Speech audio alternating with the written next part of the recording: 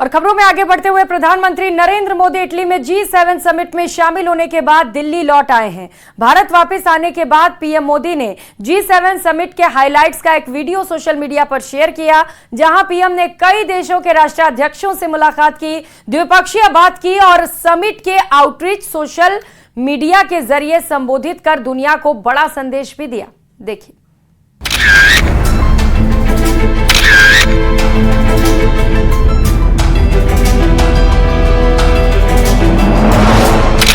दुनिया में मोदी की अप्रूवल रेटिंग क्या है? दुनिया के सबसे ताकतवर देश और उनके राष्ट्राध्यक्षों के लिए मोदी कितना मायने रखते हैं, इसका अंदाजा G7 की बैठक के बाद ली गई इस तस्वीर को देखकर लगाया जा सकता है, जिसके सेंटर में है हिंदुस्तान के प्रधानमंत्री नरेंद्र मोदी। प्रधानमंत्री नरेंद्र मोदी इटली में G7 समिट में शामिल होने के बाद स्वदेश लौट चुके हैं, लेकिन इस वक्त पूरी दुनिया में मोदी की तस्वीर छाई हुई है। पीएम मोदी ने G7 सम्मेलन के दौरान कई देशों के राष्ट्राध्यक्षों से मुलाकात की। पीएम मोदी इटली की पीएम जॉर्जिया मेलोनी से भी मिले और इस मुलाकात की सबसे खास तस्वीर मोदी के साथ मेलोनी की सेल्फी रही। प्रधानमंत्री मोदी ने एक के बाद एक इटली में वैश्विक नेताओं से मुलाकात की।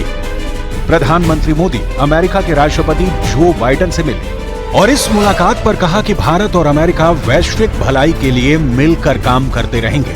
प्रधानमंत्री ने इटली की प्रधानमंत्री जॉर्जिया मेलोनी के साथ बैठक की और उन्हें भारत को G7 शिखर सम्मेलन में बुलाने के लिए धन्यवाद कहा और साथ ही दोनों देशों के कॉमर्स, एनर्जी, टेलीकॉम जैसे कई क्षेत्रों में मिलकर काम करने पर चर्चा की।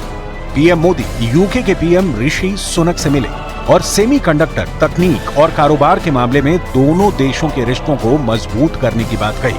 पीएम मोदी ने फ्रांस के राष्ट्रपति इमैनुअल मैक्रों से मुलाकात की और कहा कि साल में ये हमारी चौथी मुलाकात है।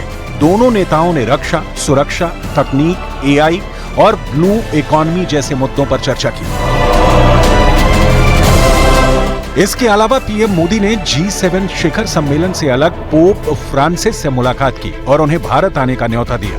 पीएम मोदी यूक्रेन के राष्ट्रपति वोलोदिमीर ज़ेलेंस्की से भी मिले, जिनके साथ आपसी रिश्तों और कारोबार के बारे में बात हुई। पीएम ब्राजील के राष्ट्रपति लुला दा सिल्वा से भी मिले और जॉर्डन के किंग अब्दुल बिन अल हुसैन और तुर्की के राष्ट्रपति रेसेप तैयब एर्दोआन से भी मिले। उन्होंने G7 समिट के दौरान एंटोनियो गुटेरस से भी मुलाकात की। G7 समिट के आउटरीच सत्र के दौरान बोलते हुए पीएम मोदी ने ग्रुप की 50वीं वर्षगांठ पर बधाई दी। पीएम ने कहा कि टेक्नोलॉजी की सफलता के लिए मानव केंद्रित दृष्टिकोण की जरूरत है, जैसे भारत में डिजिटल टेक्नोलॉजी से लोगों तक सेवाएं पहुंचाई जा रही हैं। इसके अलावा पीएम मोदी ने भारत के AI मिशन की बात की, जो AI फॉर ऑल यानी सभी के लिए AI पर आधारित है। पीएम मोदी ने कहा कि AI का इस्तेमाल सभी लोगों की प्रगति के लिए होना चाहिए। पीएम ने कहा कि भारत AI के ग्लोबल पार्टनर के तौर पर वैश्विक भागीदारी को बढ़ावा दे रहा है।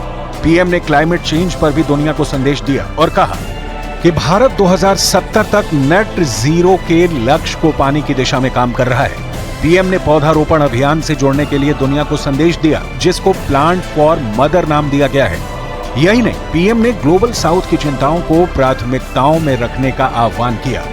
G7 शिखर सम्मेलन से लौटने के बाद पीएम मोदी ने अपनी इस यात्रा का एक वीडियो भी सोशल मीडिया पर शेयर किया और लिखा कि उन्होंने विश्व मंच पर भारत का दृष्टिकोण प्रस्तुत किया।